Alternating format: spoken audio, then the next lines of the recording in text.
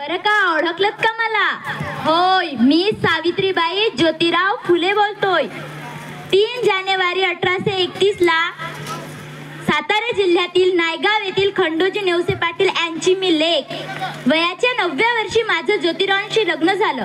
हळूहळू मला कळलं की ज्या माणसाशी माझं लग्न झालं तो साधारण माणूस नाही, तर लाखो करोडोंना ऊर्जा देणारा एक क्रांतिशूर आहे.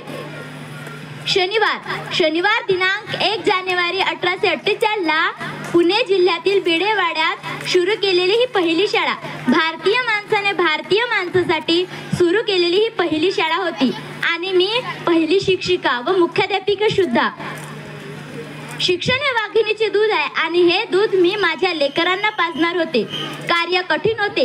सनातनी मात्र धर्म बुडाला अशी चोरट करत होते. मला सांगा, धर्मासाठी माणूस असतो की माणसासाठी धर्म?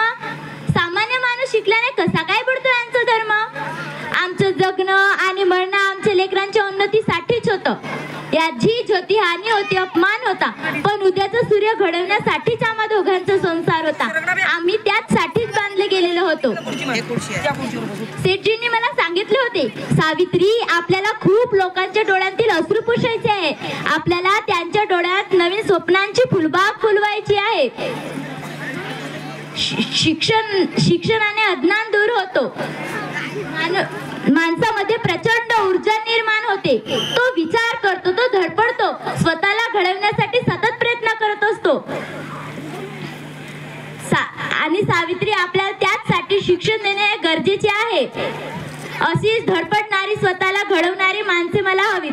भारताचे गतवैभव प्राप्त करण्यासाठी शिक्षणाशिवाय तरुणोपाय नाही. आणि सावित्री, देशील ना मला साथ?